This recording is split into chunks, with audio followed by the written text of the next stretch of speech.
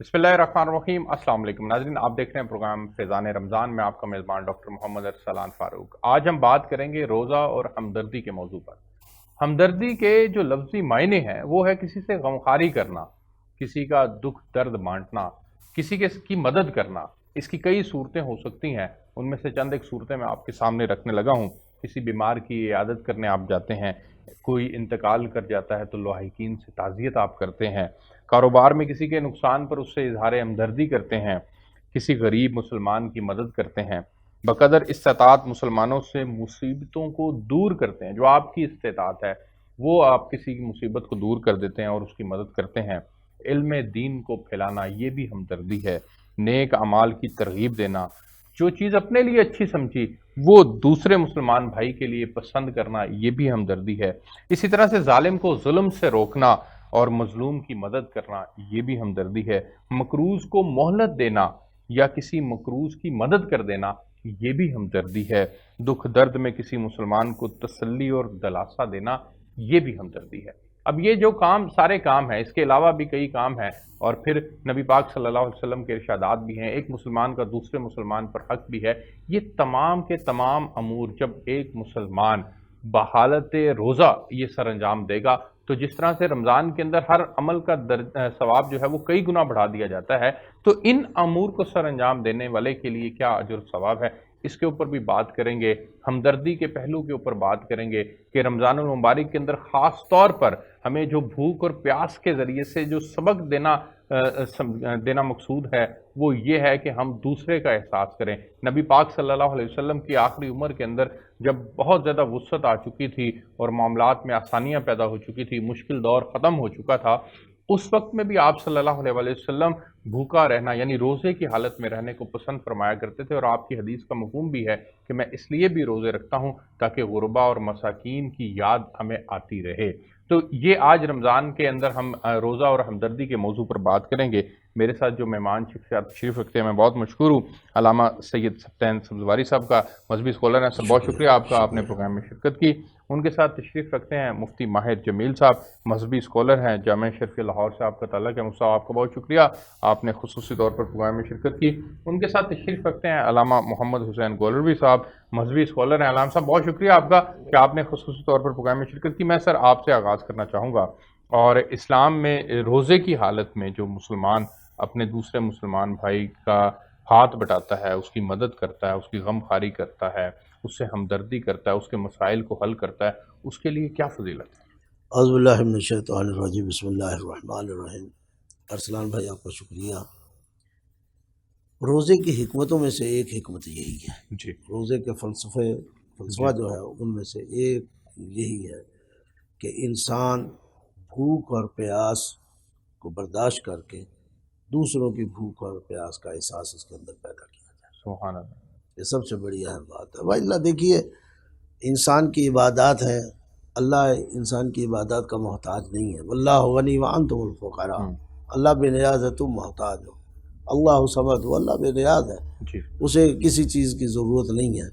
अगर इन चीज़ों का फ़ायदा है तो हज़रत इंसान को है, अगर इन चीज़ों का नुकसान है तो हज़रत इंसान को है। बिल्कुल ठीक। जितनी इबादत अल्लाह ने जी इबादत रखी हैं वो बेमकसद नहीं रखी।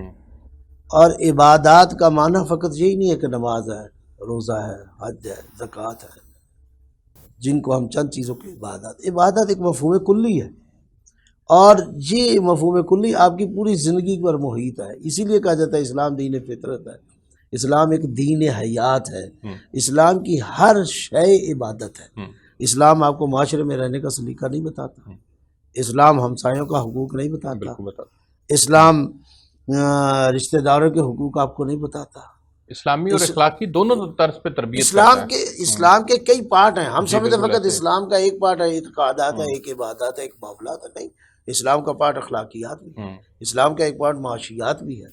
ये सारी चीज़ें इस्लाम का हिस्सा है, और इसीलिए हमें एक दूसरे का भाई बनाया। जी अल मुस्लिम मन सलम अन्नास अला यदिही व लिसानिही, और मुसलमान वो है जिसकी ज़बान और हाथ से दूसरे मुसलमान को तकलीफ ना हो। बिल्कुल अल ठीक। मुस्लिम अखुल मुस्लिम इन्नमल मोमिनूना इख्वा, ताकि ये बरादरी और भाईचारा जो कायम किया, जो खुद मवाक़ात पैगम्बर अकरम ने अपनी ज़िंदगी में मदीना में पैदा की, क्यों की? ताकि ہمیں بھائیوں والا احساس پیدا ہو جائے، جی اپنے اندر احساس پیدا ہو جائے، تاکہ ہم غریب کی غربت کو دور کر سکیں، بیمار کی بیماری کو دور کر سکیں، بیچار کی بیچارگی کو دور کر سکیں، جو مظلوم ہے اس کے ظلم کو اس ظلم سے اس کو بچا سکیں۔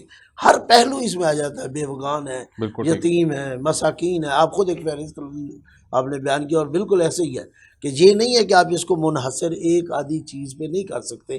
تو بالاخص ہم روزے کے بارے میں آتے ہیں، تو روزہ جو ہے واقعاً اس میں جو اللہ نے بھوک اور پیاس کی بات رکھی ہے وہ تاکہ ہم غریبوں اور مسکینوں کی بھوک اور پیاس سے یعنی یہ احساس پیدا کرنے کے لیے رکھی ہے، بالکل ٹھیک ہو گیا، تاکہ ہم جب احساس اصل چیز احساس ہے۔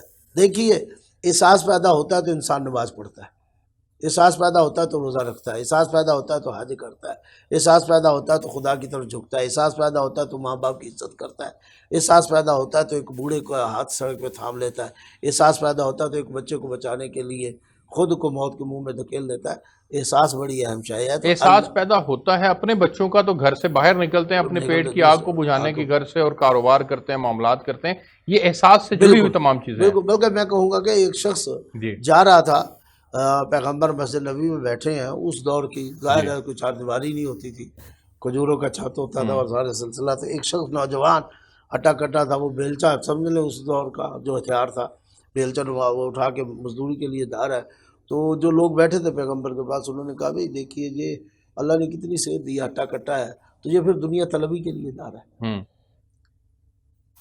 پیغمبر نے کہا آپ کو کیسے پتا یہ دنیا طلبی کے لیے جا رہا ہے؟ آپ نے کیسے یہ بات کر؟ اگر وہ بچوں اپنے روزی نفقے کے لیے جا رہا ہے، تلاش کے لیے، فہو فی سبیل اللہ، وہ اللہ کے راستے میں جا رہا ہے۔ سبحان اللہ۔ اگر وہ اولاد کی پرورش کے لیے آسانیاں پیدا کرنے کے لیے جا رہا ہے، فہو فی سبیل اللہ۔ اور اگر اس طرح گنتے گئے آخر میں آئے کہ اگر سب کچھ اس کے پاس ہے پھر بھی جا رہا تھا کہ اور کچھ حاصل کرے، غربا مساکین یتیموں میں دے، فہو فی سبیل اللہ۔ ہاں اس سے ہٹ کر اگر بات ہے تو پھر کہا فہو فی سبیل الشیطان، وہ شیطان کی سبیل۔ تو اگر دولت بھی آئی ہے تو وہ اس لیے نہیں کہ ہم اس دولت کو اپنے لیے یا اس پہ یعنی سانپ بن کے بیٹھ جائیں، قارون کی طرح بیٹھ جائیں، اس دولت کو اور اس مال کو دوسروں کو حصہ دار بنانا چاہیے، رفع عامہ کے لیے بنانا چاہیے۔ بالکل ٹھیک ہے، میں آگے بڑھنا چاہوں گا، مفتی ماہر جمیل صاحب کے پاس جانا چاہوں گا۔ حضرت ابو ہریرہ رضی اللہ تعالیٰ عنہ سے روایت ہے کہ نبی پاک صلی اللہ علیہ وسلم نے ارشاد فرمایا کہ بہت سے روزہ رکھنے والے ایسے ہیں کہ انہیں روزے کے ثمرات میں بجز بھوکا رہنے کے کچھ حاصل نہیں ہوتا، اور بہت سے شب بیدار ایسے ہیں کہ انہیں رات کے جاگنے کی مشقت کے سوا کچھ بھی نہیں ملتا۔ اگر ہمارے اس حدیث کو سامنے رکھیں اور ایک تو یہ بتائیے گا کہ اس میں نبی پاک صلی اللہ علیہ وسلم ہمیں کیا سمجھانا چاہ رہے ہیں، اور دوسرا کیا احساس یہی ہے کہ اگر ہم دوسرے کے ساتھ ہمدردی، غمخواری، محبت، بھائی چارے کا معاملہ نہیں کرتے تو پھر ہم اس حدیث کی روشنی کے اندر ہمیں بجھ بھوکا رہنے کے اور رات بھر مشقت کرنے کے کچھ حاصل نہیں ہوتا، لیکن اگر وہ ساتھ ایڈ ہو جائے تو پھر ہم اس پہ پورا نہیں اترتے۔ اس پہ ذرا روشنی ڈالیں۔ جی اولا تو آپ کا بہت شکریہ سلام صاحب کہ آپ نے اپنے پروگرام میں مدعو کیا۔ حدیث میں آتا ہے من لم یدع قول الزور والعمل به، جو روزے کی حالت میں جھوٹ بولنا اور بری بات کرنا اور برے کام کرنا اس کو نہ چھوڑے، فلیس للہ حاجۃ فی ان یدع طعامہ وشرابہ، تو اللہ تعالیٰ کو اس بات کی کوئی ضرورت نہیں ہے کہ یہ بندہ اپنا کھانا پینا چھوڑے۔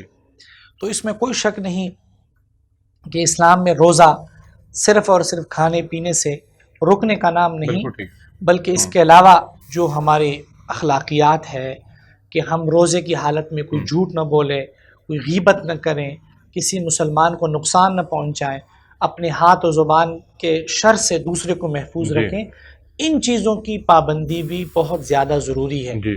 اور ہمدردی کی بات آئی، حدیث میں اس مہینے کو ہمدردی کا مہینہ قرار دیا گیا۔ حضرت سلمان فارسی رضی اللہ عنہ کی مشہور حدیث ہے کہ جس میں وہ فرماتے ہیں کہ جب شعبان کا آخری دن تھا، رمضان کے مہینے کے جب پہلا دن تھا، تو حضور نے فرمایا یا ایھا الناس قد اظلکم شہر عظیم، اے لوگو تمہارے پاس ایک عظیم مہینہ آیا ہے، شہر مبارکن، یہ بابرکت مہینہ ہے، بالکل ٹھیک، شہر ایسا مہینہ ہے فیہ لیلۃ خیر من الف شہر، کہ جس میں ایک ایسی رات ہے جو 1000 مہینوں سے بہتر ہے، شہر جعل اللہ صیامہ فریضہ وقیام لیلہ تطوعا، ایسا مہینہ ہے کہ اللہ تعالیٰ نے اس کے دن کے روزے کو فرض اور رات کے تراویح اور قیام اللیل کو سنت قرار دیا، اور فرمایا وَهُوَ شَهْرُ الصَّبْرِ، کہ یہ صبر کا مہینہ ہے، وَالصَّبْرُ ثَوَابُهُ الْجَنَّةُ، اور صبر کا ثواب جو ہے وہ جنت ہے۔ فرمایا وَشَهْرُ الْمُوَاسَاةِ، اور یہ ہمدردی کا مہینہ ہے، غمخواری کا مہینہ ہے، اور صرف ہمدردی کے اوپر جو اس میں جو ثواب ہے اس کے بارے میں فرمایا کہ من فطر فیہ صائما، کہ جو کسی مسلمان کو روزہ افطار کروائے تو اللہ تعالیٰ اس کو اتنا ثواب دیں گے جتنا ثواب اس روزہ رکھنے والے کا۔ اور فرمایا ومن اشبع، جو دوسرے کو جو ہے وہ پیٹ بھر کے کھانا کھلاتے روزے کی حالت میں، اللہ تعالیٰ اس کو سقاہ اللہ من حوضی، اللہ تعالیٰ اس کو حضور نے فرمایا میرے حوض سے اس کو پانی پلانا۔ سبحان اللہ، سبحان اللہ۔ تو غمخواری ویسے بھی ہمدردی بہت بڑی بات ہے۔ حضور اقدس صلی اللہ علیہ وسلم کے اوپر جب پہلی وحی نازل ہوئی اور آپ صلی اللہ علیہ وسلم پریشان تھے، آپ صلی اللہ علیہ وسلم گھر میں تشریف لائے، اپنی اہلیہ حضرت خدیجہ رضی اللہ عنہا سے فرمائے زملونی، کہ مجھے چادر جو ہے وہ چادر میرے اوپر ڈالو، حضور پریشان تھے۔ تو اس وقت جو حضرت خدیجہ رضی اللہ عنہ، حالانکہ انہیں معلوم نہیں تھا کہ حضور پیغمبر بنے، لیکن انہوں نے یہ دیکھا کہ حضور ایک مشکل میں، پریشانی میں، تو اس وقت جو انہوں نے حضور اقدس صلی اللہ علیہ وسلم کو ہمدردی کے بارے میں جو الفاظ بیان فرمائے کلا واللہ لا یخزیک اللہ ابدا، بخاری کی روایت ہے کہ آپ بالکل بھی پریشان نہ ہو، اللہ آپ کو کبھی رسوا نہیں کرے گا۔ کیوں نہیں رسوا کریں گے؟ فرمایا انک لتصل الرحمہ، آپ رشتوں کو جوڑتے ہیں، وتکسب المعدومہ، جس کے پاس کچھ نہ آپ کی مدد کرتے ہیں، وتحمل الکلہ، جو بندہ مشکل میں ہو آپ ہمدردی کر کے اس کا بوجھ اٹھاتے ہیں، وتعین علی نوائب الحق، کوئی آسمانی آفات اور مصیبتیں کسی کی آئے ہو آپ مدد کرتے ہیں، وتقر الضیف، اور آپ مہمان نوازی کرتے ہیں، اور یہ سب ہمدردی کا حصہ ہے۔ ماشاءاللہ، بالکل ٹھیک ہو گیا۔ میں آگے بڑھنا چاہوں گا اور میں علامہ محمد حسین گولوڑی صاحب کو شامل کرنا چاہوں گا۔ علامہ صاحب، چونکہ ہم روزہ اور ہمدردی کے موضوع پر بات کر رہے ہیں تو اس میں ایک پہلو یہ بھی آتا ہے کہ ایک مسلمان کے دوسرے مسلمان پر جو حق ہیں وہ حق نبی پاک صلی اللہ علیہ وسلم نے جو ارشاد فرمائے ہیں ان کو ایک تو ارشاد فرما دیں، دوسرا وہ حقوق اگر ہم رمضان کے مہینے میں روزے کی حالت میں ادا کرنے والے بنے تو پھر ہمیں کتنا اجر و ثواب ملتا ہے، اس کے اوپر بھی روشنی ڈالیے گا۔ جی بسم اللہ الرحمن الرحیم۔ سب سے پہلے تو میں آپ کا مشکور ہوں، اور ماشاءاللہ بڑے سیر حاصل گفتگو ہو رہی ہے، علماء کرام فرما رہے ہیں۔ بات یہ ہے کہ یہ ماہ رمضان المبارک کا مہینہ، ویسے تو حقوق اللہ اور حقوق العباد کا یہ معاملہ پورا سال چلتا رہتا ہے، لیکن اس ماہ مقدس میں خالق کائنات جس طرح ماہ مقدس میں فضیلت بڑھا دیتا ہے رمضان المبارک کے طفیل روزہ دار کے لیے یہ خاص طور پہ، بلکہ حضرت ابو ہریرہ رضی اللہ تعالیٰ عنہ کو جو حدیث پاک آپ نے بیان کی ہے، اسی طرح آپ فرماتے ہیں کہ کریم آقا علیہ الصلوۃ والسلام نے ارشاد فرمایا اذا دخل فتحت ابواب السماء وفی روایت فتحت ابواب الجنہ وفی روایت فتحت ابواب الرحمہ، یعنی یہ وہ مبارک مہینہ ہے جس میں اللہ رب العالمین، ویسے تو اس کی رحمتوں کے دروازے کھلے رہتے ہیں، لیکن اس میں خالق کائنات خاص طور پر آسمانوں کے دروازے بھی کھول دیتا ہے، رحمت کے دروازے بھی کھول دیتا ہے، اور اس کے بعد پھر شیاطین بھی جکڑ دیے جاتے ہیں، جہنم کے دروازے بند ہو جاتے ہیں۔ لیکن جو میں عرض کرنا چاہ رہا ہوں وہ یہ ہے کہ اس میں حقوق اللہ اور حقوق العباد وہ خاص خالق کائنات اپنے بندوں کے ساتھ جس طرح ہمدردی کا ہمارا کا موضوع ہے وہ اس انداز کے ساتھ نوازتا ہے کہ جس طرح عام دنوں میں آپ نماز ادا کریں تو آپ کو ایک نماز گھر میں اگر ادا کریں، مسجد میں کریں تو 70، اور اگر یہی نماز رمضان المبارک میں ادا کریں گے تو نوافل کو فرائض کے سے بدل دیا جاتا ہے۔ تو اسی طرح یہ اگر آپ ہمدردی کسی کے ساتھ کرتے ہیں تو اسی طرح جس طرح نوافل کا ثواب فرائض کے برابر دیا جاتا ہے، اسی طرح وہ عام دنوں میں جو آپ کسی کے ساتھ کئی گنا بڑھ جاتا ہے۔ بالکل ٹھیک۔ اسی طرح یہ رمضان المبارک کے مہینے میں کسی کے ساتھ ہمدردی کرتے ہیں تو وہ فرائض کے برابر آپ کو ثواب دیا جاتا ہے، اور یہ مہینہ ہمیں سکھاتا ہی یہی ہے۔ آپ دیکھ لیں کہ دنیا کائنات کی نعمتیں روزہ دار کے سامنے رکھ دی جائیں تو وہ فقط اور صرف یا ایھا الذین آمنوا کتب علیکم الصیام کما کتب علی الذین من قبلکم لعلکم تتقون، اس لیے نازل کیے گئے کہ تاکہ تم تقوی اختیار کرو، پرہیزگاری ملے۔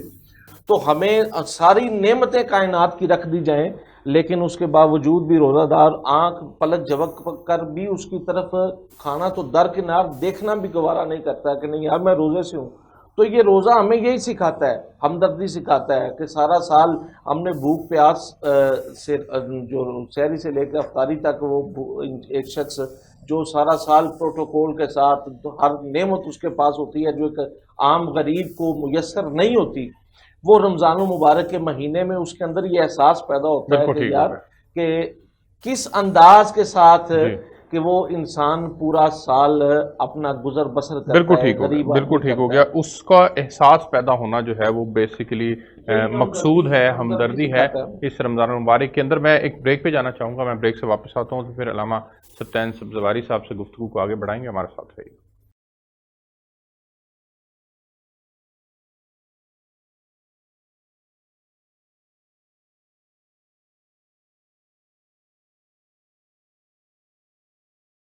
جی ویلکم بیک ناظرین، ہم آج بات کر رہے ہیں روزہ اور ہمدردی کے موضوع پر۔ میرے ساتھ مہمان شخصیات موجود ہیں۔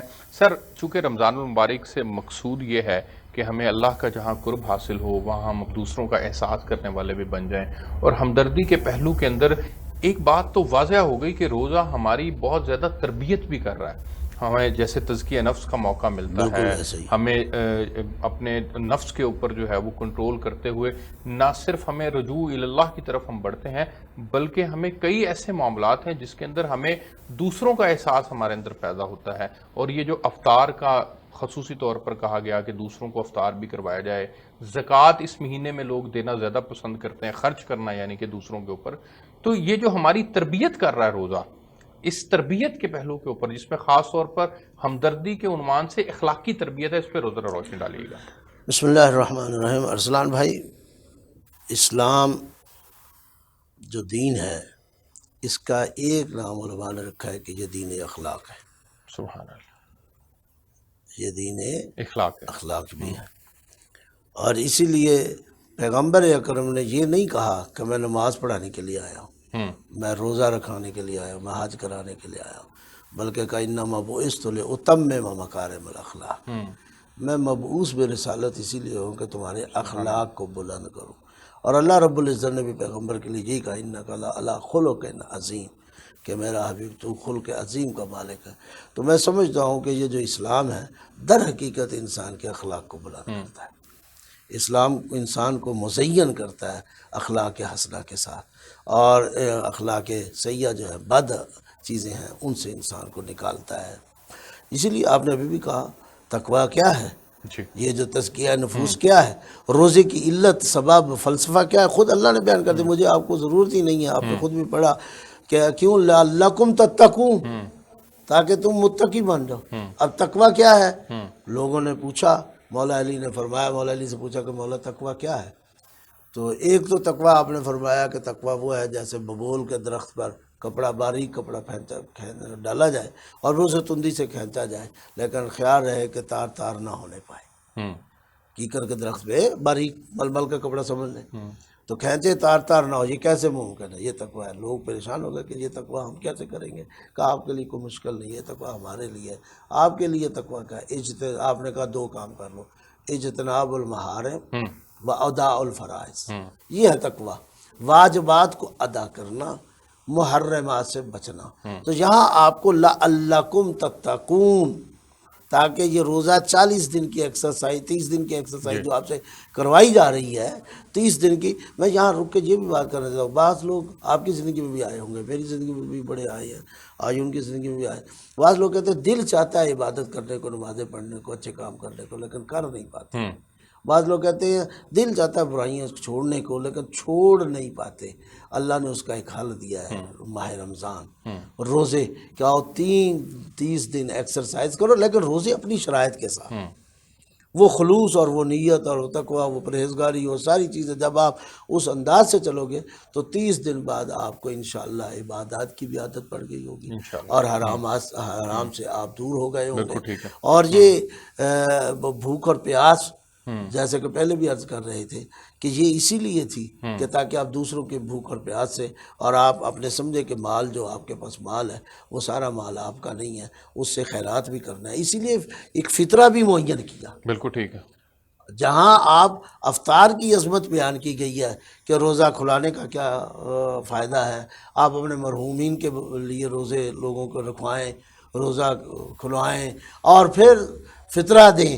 ایک روزہ کھلانے پہ بھی خرچہ ہوتا ہے، بالکل ٹھیک۔ افطار پہ بھی خرچہ ہوتا ہے، پھر فطرہ ہے۔ یہ ساری در حقیقت کیا ہے کہ انسان خرچ کرنے پہ، لوگوں پر خرچ کرنے کی عادت اسے پڑ جائے، سبحان اور لوگوں کی ضروریات اس کے ذریعے حل ہو۔ اللہ چاہتا ہے کہ تو دوسرے کا مددگار ہو اور دوسرا تیرا مددگار ہو۔ معاشرہ بڑھتا بھی تب ہے جب ہم ایک دوسرے کے مددگار ہوں۔ اگر ہم ایک دوسرے کے مددگار نہیں ہوں گے یہ معاشرہ آگے نہیں بڑھ سکتا۔ آگے نہیں بڑھ سکتا۔ یہ معاشرے کو آگے بڑھانا یہ بڑا امپورٹنٹ ہے، بڑا ضروری ہے۔ میں حضرت آگے بڑھنا چاہوں گا اور مفتی صاحب آپ کے پاس جانا چاہوں گا۔ ہمیں جس طرح سے ایک دوسرے کے ساتھ ہمدردی کا معاملہ کرنا ہے، جو ہمدردی نہیں کرتے، غیر ضروری طنز کرتے ہیں، غیر ضروری جھوٹ بولتے ہیں، بہتان تراشی کرتے ہیں، دوسرے کی مدد کرنا پسند نہیں کرتے، مقروض کو مہلت نہیں دیتے، قرض اس کا معاف نہیں کرتے، مہلت دینا اور بات ہے، معاف کر دینا اور بات ہے، تو ان تمام لوگوں کے لیے وعیدیں کیا ہیں سر؟ جی، اس میں کوئی شک نہیں کہ جتنی بھی آپ نے ہمدردی کے حوالے سے چیزیں بتائی ہیں، جی شریعت میں ان چیزوں کی حیثیت فرض اور واجب کی نہیں ہے۔ یعنی اگر ایک بندہ ہے، آپ وہ مشکل میں ہے، آپ اس کی مدد کرتے ہیں تو یہ آپ کا ایک اخلاقی فرض تو ہے، لیکن یہ کسی درجے میں جا کے آپ یہ کہہ سکتے جس طرح حدیث میں آیا ہے کہ مسلمانوں کی جو حیثیت ہے وہ ایک جسم کی طرح ہے، اذا اشتکا بعضہ اشتکا کلہ، اگر کچھ کو تکلیف ہو تو سب کو ہو۔ اخلاقی فرض تو ہے، لیکن شرعی طور پر ہم ان چیزوں پر یہ بات لاگو نہیں کر سکتے کہ اگر آپ نے ایک مقروض کو مہلت نہیں دی تو گناہ ملے گا، اگر قرضہ معاف نہیں کیا تو اچھا آپ کو گناہ ملے گا۔ البتہ اس کے مقابلے میں اس کے اوپر جو ثواب ملنا ہے، اس کے بارے میں جو تاکید ہے قرآن اور حدیث میں وہ بہت زیادہ ہے۔ جس طرح حدیث میں آتا ہے کہ وہ ان کا ندو قرآن کی آیت ہے، وہ ان کا ندو عسرت فناظر، اگر ایک بندہ مشکل میں آپ اس کو مہلت دے دو۔ اسی طرح حدیث میں آتا ہے ایک بندہ ہے، اس کی جو ہے وہ اس کے اعمال نامے میں سارے گناہ ہی گناہ ہوں گے، لیکن اس کی جو بخشش ہے وہ صرف اس وجہ سے ہوگی کہ اس نے اپنے ملازم کو کہا کہ فلاں کا قرضہ ہے، اس کو مہلت دے دو۔ نہیں حضرت، کیا ایک مسلمان کے دوسرے مسلمان پر حق نہیں ہے؟ نبی پاک صلی اللہ علیہ وسلم کی ایک حدیث ہے جس کا مفہوم ہے، میں اس کی طرف آتا ہوں، 6 حقوق بھی گنوائے ہیں آپ صلی اللہ علیہ وسلم نے کہ بیمار ہو تو عیادت کرے، مر جائے تو جنازہ پڑھے، اگر وہ بلائے تو اس کی خدمت میں حاضر ہو، ملے تو سلام کرے، وہ چھینکے تو اس کی چھینک کا جواب دے، موجودگی اور غیر موجودگی میں اس کی خیر خواہی کرے۔ یہ آپ صلی اللہ علیہ وسلم میں اس کی طرف آتا ہوں۔ میں نے سر آپ سے محض ہمدردی کے لفظ کے اوپر بات کی کہ یہ چیز زیادہ تر اخلاقیات کے دائرے میں آتی ہے، اور کرنے پر فضیلت اور نہ کرنے پر جو ہے وہ کوئی گناہ والی بات نہیں۔ لیکن اگر بات ہم کریں ان گناہوں کی اور ان حقوق کی تو ظاہر سی بات ہے وہ واجب ہے، اور اگر اس کو چھوڑے گا تو اس کو گناہ ملے گا۔ جس طرح سلام کا جواب دینا ہے، یہ جو ہے وہ حقوق میں سے یعنی دعوت قبول کرنا۔ میں چاہ رہا ہوں چونکہ آپ مفتی بھی ہیں اور آپ کا جامعہ اشرفیہ سے تعلق بھی ہے، تو ہمارے ناظرین کی ذرا اصلاح کی غرض سے میں چاہوں گا اور علم میں اضافے کی غرض سے میں چاہوں گا کہ آپ اس پہ روشنی ڈالیں۔ کیا ایک مسلمان بیمار ہو جائے تو دوسرے مسلمان پر اس کی عیادت کرنے کا ثواب تو ضرور ہے، لیکن وہ اگر عیادت نہیں کرتا تو وہ گنہگار نہیں ہے؟ تو وہ حق چھوڑنے، اس کا مطلب ہے کہ جو واجب حق ہے وہ چھوڑ رہا ہے، تو واجب حق کے چھوڑنے کی حد تک اس کو گناہ کہہ سکتے ہیں۔ ٹھیک ہوگا۔ انتقال ہو جائے تو لواحقین سے تعزیت کرنا یہ اس کے لیے ضروری نہیں ہے؟ اس کرنے پر ثواب ہے، حدیث میں آتا ہے جنازے میں شامل ہوگا کی رات کا ثواب ہے، لیکن اگر وہ نہیں جائے گا تو جو حق چھوڑنے کا وبال ہے وہ اس کے اوپر آئے گا۔ کاروبار میں نقصان ہوتا ہے، اظہار ہمدردی بھی کرے نہ کرے، کرنے پر ہمدردی کے زمرے میں آئے گا، اخلاقی طور پر ٹھیک ہو گیا۔ جی بالکل، اخلاقیات سے جڑا یہ کسی غریب مسلمان کی مدد کرنا، یہ کسی مسلمان کے اوپر لازم ہے یا نہیں؟ دیکھیں اگر ہم اس کو اس حد تک بات کریں کہ زکوٰۃ کی حد تک ہو تو ظاہر سی بات ہے، واجب صدقات ہے، صدقہ فطر وغیرہ ہے، اس تک ہے، اور اس کے بعد جو ہے اگر وہ کرتا ہے تو وہ نفلی کے زمرے میں آتا ہے، لیکن اس کے اوپر بھی قرآن نے حدیث میں بڑی فضیلت آئی ہے کہ زکوٰۃ صدقات کے علاوہ بھی ہمیں اپنے اموال میں سے غریبوں کا خیال کرنا چاہیے۔ اگر آپ بقدر استطاعت مسلمانوں سے مصیبتوں کو دور کرتے ہیں اور ان کی مدد کرتے ہیں تو یہ جس کیپیسٹی کے اندر آپ کسی کی مصیبت دور کر سکتے ہیں، مثال کے طور پر کسی دفاتر کے اندر آپ کو کوئی کام پڑ جاتا ہے کسی سے، آپ کے متعلقہ وہ کام نہیں ہے لیکن آپ اس کو گائیڈ کر دیتے ہیں، سمجھا دیتے ہیں، یا جیسے کوئی وکیل صاحب ہیں ان کے پاس کوئی سائل آ جاتا ہے اور وہ اس کی مصیبت کو دور کرتے ہیں، گو کہ وہ اس کے عوض اپنے پیسے بھی لیتے ہیں، لیکن یہ تمام امور جو ہیں یہ ایک مسلمان کے دوسرے مسلمان پر حق کے زمرے میں نہیں آتے۔ آپ حق کے زمرے میں نہیں آتا، ایک اخلاقیات بھی ہے، اس کا ثواب بھی ہے دنیا میں۔ اس قسم کی جب آپ کسی مشکل اٹھاتے ہیں تو بڑا ثواب، جس طرح میں نے حدیث میں عرض کیا کہ عائشہ رضی اللہ، خدیجہ رضی اللہ عنہ نے جو حضور سے فرمایا کہ واللہ لا یخزیک اللہ ابدا، کہ اللہ آپ کو رسوا نہیں کریں گے، یہ نہیں فرمایا کہ آپ نماز پڑھتے اس لیے رسوا نہیں کریں گے، وہ انہیں چیزوں کو گنوایا کہ آپ مخلوق کی مدد کرتے ہیں۔ یعنی کہ یہ جو اگر جب ہم حق کی بات کرتے ہیں، فرض اور واجبات کی ہم بات کرتے ہیں، تو فرائض اور واجبات کا حساب لیا جائے گا، پوچھا جائے گا روزے قیامت میں۔ حضرت اس پہ آپ پہ بھی بڑا امپورٹنٹ نقطہ ہے یہ، میں آپ کا بھی نقطہ موقف لوں گا، لیکن فرائض اور واجبات کا پوچھا جائے گا، لیکن یہ چیزیں اخلاقیات میں آتی ہیں۔ اپنا لیں تو بہت اچھا ہے، نہ اپنائیں تو آپ سے اس کا پوچھا نہیں جائے گا۔ عمومی طور پر جو ہمدردی کے اندر چیزیں آتی ہیں اس کے بارے میں یہ ہے، لیکن اگر آپ اسپیسیفک ایسی چیز اٹھائیں تو ہو سکتا ہے جس طرح آپ کسی پر ظلم ہے، ظلم کرنا تو ظاہر سی بات ہے گناہ کا باعث ہے، اگر ہم اس طرف لے جائیں بہرحال، لیکن عمومی طور پر ہمدردی میں جو چیزیں آتی ہیں وہ اخلاقیات کے دائرے میں آتی ہیں۔ ٹھیک ہو گیا۔ میں حضرت آپ اس میں ایڈ کرنا چاہتے ہیں تو کر لیں، پھر میں ہم سب پر لفظ ہمدردی جی یہ فارسی زبان کا لفظ ہے، ہمدرد سے نکلا ہے۔ اگر اس کو آپ لے جائیں قرآن کی زبان میں تو میں سمجھتا ہوں بہترین آیت آپ کے پاس موجود تھا، تعاونوا علی البر والتقوی ولا تعاونوا علی الاثم والعدوان، آپ لوگوں کے ساتھ نیکی میں ایک دوسرے کے ساتھ ہمدردی کرو، تعاون کرو، ٹھیک ہے، ولا تعاونوا علی الاثم والعدوان، اور ایک دوسرے کے ساتھ برائی میں ایک دوسرے کے ساتھ ہمدردی نہ کرو۔ اس آیت کے تناظر میں میں جو آپ کو عرض کرنا چاہتا ہوں کہ مولوی صاحب اللہ کی بھی، مفتی صاحب کی بھی بات شاید اور واضح ہو جائے کہ ہمدردی ایک مطلق عام لفظ ہے۔ ہمدردی واجب بھی ہے کسی مقام پہ، ہمدردی مستحب بھی ہے کسی مقام پہ، ہمدردی حرام بھی ہے کسی مقام پہ۔ اچھا، تعاون علی الاثم حرام ہے، تعاون علی البر واجب ہے۔ ٹھیک ہے، اب میں اس کی اور مثال دے دیتا ہوں، یعنی قطع رحمی جی واجب ہے یا نہیں، صلہ رحمی حرام ہے یا نہیں؟ صلہ رحمی واجب ہے، قطع رحمی حرام ہے یا نہیں؟ الٹا ہو گیا، ہاں جی، سوری، صلہ رحمی واجب ہے شریعت بالکل میں۔ ایسے ہی۔ صلہ رحمی کیا ہے؟ صلہ رحمی یہ ہے کہ جو آپ کے خاندان کے لوگ ہیں ان کے میل ساتھ جول تعاون والوں سے کریں، تعاون میل جول کریں، ان سے ہمدردی، اختلاف بیمار ختم ہیں انہیں کریں، لے جائیں، بالکل ٹھیک ہے، کمزور ہیں انہیں طاقتور ہاں بنائیں، جی، ہاں جی، بے حوصلہ تو حوصلہ کریں انہیں، جھگڑے ختم کریں آپس ہاں میں، جی، یہ ساری چیزیں ہمدرد ہیں۔ اور اگر اور آسان کر دیا جائے تو پھر آپ کو نظر آتا ہے کہ ہمیں دین امر بالمعروف و نہی عن المنکر کی طرف لے جاتا ہے۔ ٹھیک ہے، دین کیا ہے؟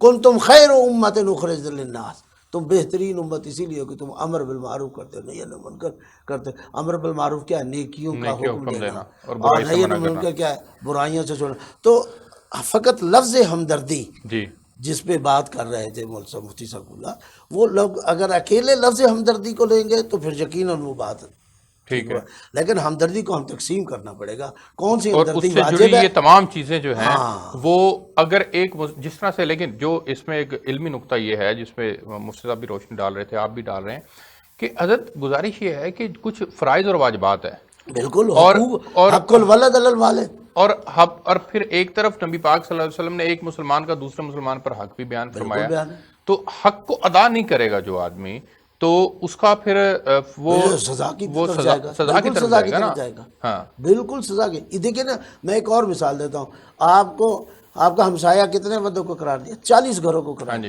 دیا گیا ہے نا اسلام میں۔ ہمسایہ کون ہے جی؟ ہمسایہ کے حقوق ہیں یا نہیں؟ بالکل۔ اب اگر یہ حقوق ادا نہیں کرتا تو کیا ملے گا اسے؟ سزا نہیں ملے گی تو اور کیا ملے گا؟ باپ کا حق ادا نہیں کرتا بیٹا، سزا ملے گی، بیٹے کا حق باپ ادا نہیں کرتا، شوہر بیوی کا حق نہیں ادا کرتا، بیوی شوہر کا حق ادا نہیں کرتے، رشتہ داروں کے ہم حقوق ادا نہیں کرتے، حتیٰ کہ سڑک پہ چلنے والے کا بھی آپ پر حق ہے۔ میں عرض کروں مولا کائنات امیر مومنان حضرت علی بن ابی طالب علیہ السلام کسی جگہ سفر کر رہے تھے، جا رہے تھے مدینے کی طرف آ رہے تھے، تو راستے میں ایک اور بندے تھے، سفر میں مل جاتے ہیں، مل گئے، تعارف ہوا آپ کون ہیں، میں کون ہوں، وہ بتایا اور کہا آپ کدھر جا رہے ہیں، میں مدینے جا رہا ہوں، وہ اس نے اپنا علاقہ بتایا، وہ مسلمان نہیں تھا۔ تو جہاں آگے راستے علیحدہ ہونے تھے، حضرت علی اس پہلا جو وہ آ گیا چوک جہاں سے علیحدہ ہونا تھا، مدینے کا راستہ جا رہا تھا، حضرت علی کو مدینے کی طرف جانا تھا، لیکن آپ نہیں گئے، آپ اسی عیسائی کے ساتھ چل رہے ہیں۔ وہ عیسائی رک جاتا تھوڑی دور جا کے، کہا حضور آپ نے تو کہا تھا میں نے مدینے جانا ہے، کہا بالکل مدینے جانا ہے، کہا پھر آپ کو مدینے کے راستے کا نہیں پتا، کہا نہیں پتا ہے راستے کا مدینے کا، یہ پیچھے چھوڑ کے آئے، کہا پھر آپ کیوں آ گئے، کہا بھول گئے آپ، کہا نہیں بھولا نہیں، کہا ہمارے اسلام میں جو آپ کے ساتھ ہم سفر رہا اس کا بھی ایک حق ہے، سبحان اللہ، واہ واہ، میں اس حق کے لیے ادا بالکل کرنے کے لیے آپ کے ساتھ چلا ہوں۔ اس کو اسلام میں مراودہ کہا گیا، مراودہ کہا گیا، بالکل ٹھیک یہ ہے، یعنی اس کی اصطلاح ہے بالکل مراودہ۔ تو اسلام دین، جہاں دین اخلاق ہے وہاں دین حقوق بھی بالکل ہے۔ ٹھیک ہو گیا۔ مجھے ایک بریک پہ جانا ہے حضرت، آپ علامہ صاحب کو میں شامل نہیں کر سکا، لیکن ایک بریک پہ جانا ہے، بریک سے واپس آتا ہوں تو پھر آپ سے جو ہے گفتگو آگے بڑھاؤں گا۔ ناظرین ایک بریک لیتے ہیں، ہمارے ساتھ رہیے۔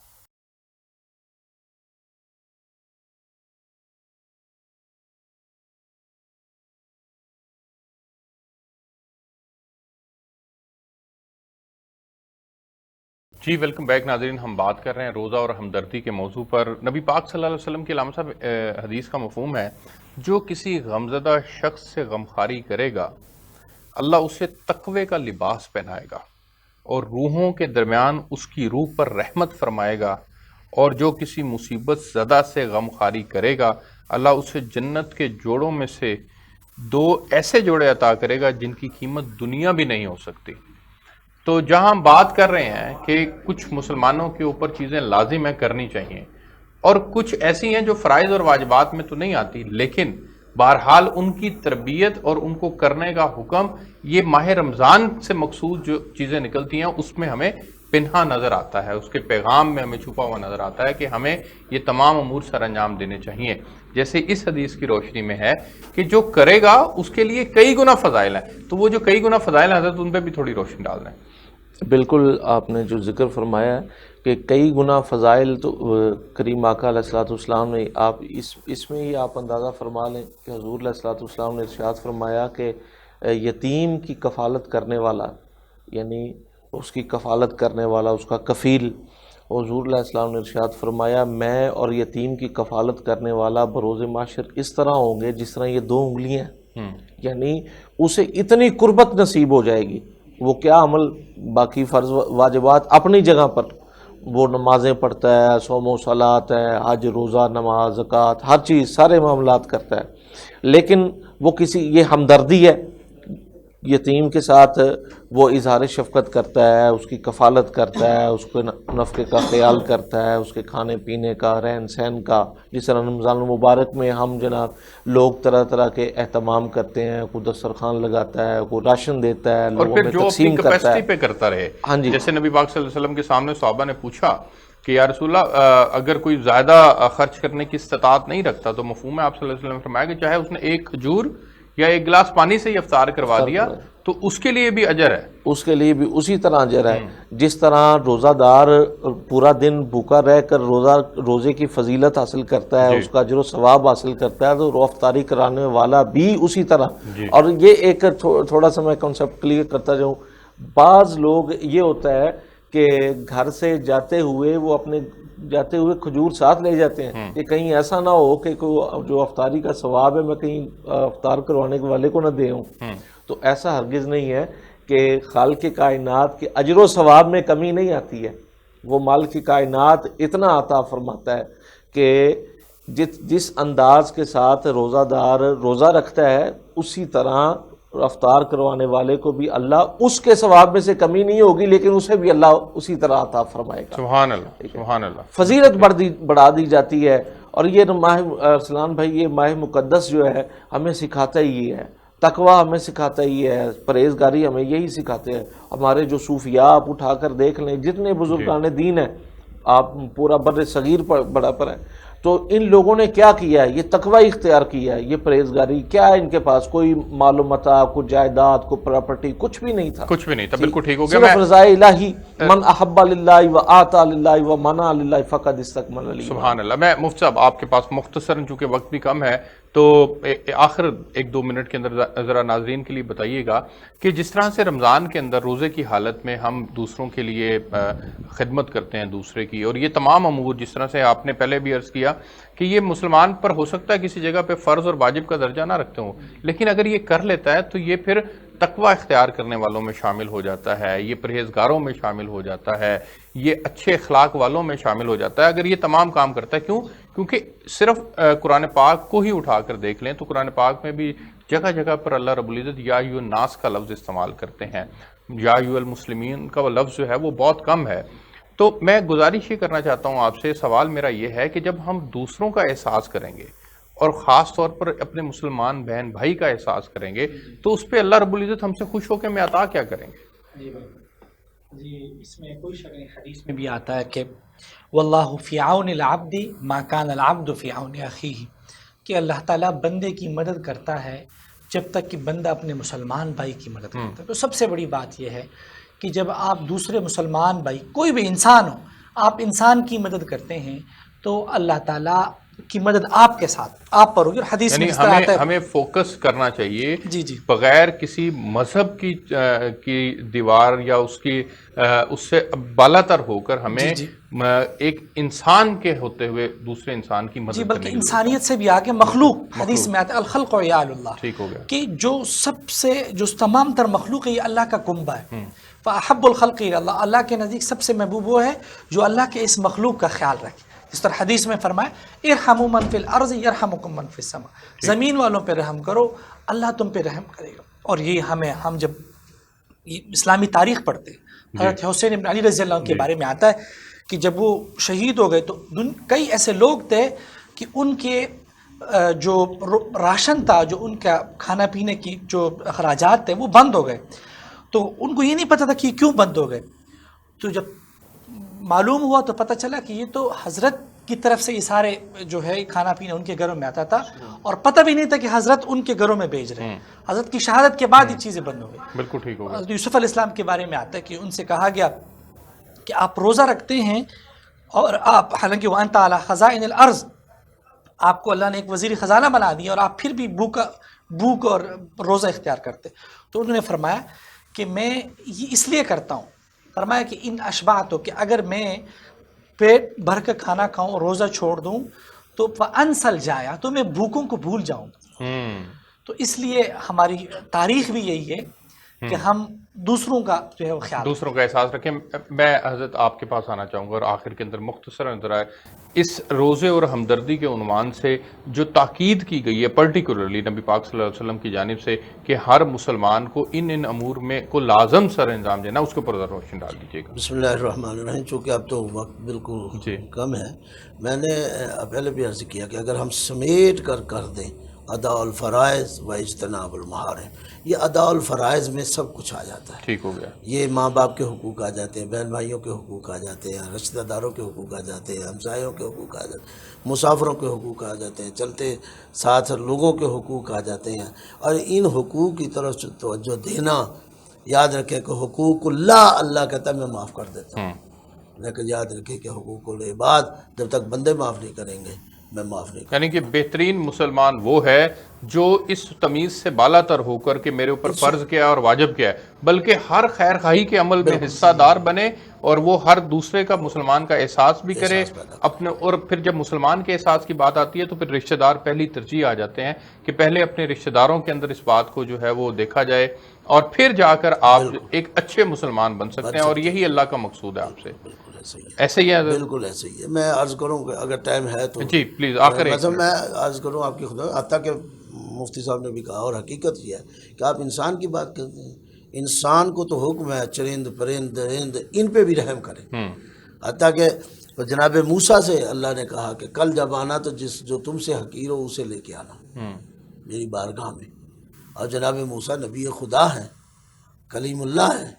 سوچنے لگے کہ کس چیز کو ایک پکڑتے ہیں میں اسے، ایک کو دوسرے، یہ وہ، اللہ بھی امتحان لیتا ہے. خلاصہ کہ دوسرے دن خالی ہاتھ چل پڑتے ہیں، لیکن راستے میں اللہ امتحان پھر وہ لیتا ہے۔ راستے میں دیکھتے ایک کتا ہے جس کی پچھلی ٹانگیں ختم ہو چکی ہیں اور اسے بیماری سے کیڑے پڑے ہوئے ہیں، ایسا کتے کو کیڑے پڑے مطلب دیکھ بھی نہیں سکتا، تو کہا ہاں یہ حقیر ہے، اس کے گلے میں پٹا ڈال دیا اور رسی لے کے چل پڑے۔ لیکن پھر راستے میں خیال آیا، یہ عصمت انبیاء ہوتی ہے، راستے میں خیال آیا کہ تجھے کیا حق حاصل ہے کہ تو کسی کو حقیر سمجھے، اس کا بھی خالق وہی ہے جو تیرا خالق ہے۔ بس اس رسی کو کھلا چلے گئے، کہا موسیٰ اکیلے آگے، میں نے کہا تھا حقیر کا لانا، کہا مجھے اس کائنات میں اپنے سے زیادہ کوئی حقیر تیری بارگاہ میں نہیں ملا۔ کہا وہ کتا جو تھا، کہا اس کو چھوڑ دیا اس لیے کہ وہ اس کا بھی تو خالق ہے، کہا تیرا امتحان تھا، اگر اسے تو لے آتا آج میں تیرے سے نبوت لے لیتا۔ بات کرنے کا عرض کرنے کا مقصد یہ ہے کہ ایک جانور کا بھی آپ پر حق ہے۔ اسلام سلامتی ہے، اور یہ سلامتی فقط انسان کے لیے نہیں ہے، یہ سلامتی کائنات کے ہر ذرے کے لیے۔ بہت شکریہ آپ تینوں مہمانوں کا، بہت شکریہ۔ ناظرین آپ نے پروگرام دیکھا، ہم نے روزہ اور ہمدردی کے موضوع پر آج تفصیل سے بات کی۔ ہمیں اجازت دیجیے، آپ سے کل ایک نئے موضوع کے ساتھ ملاقات ہوگی، تب تک کے لیے اللہ حافظ۔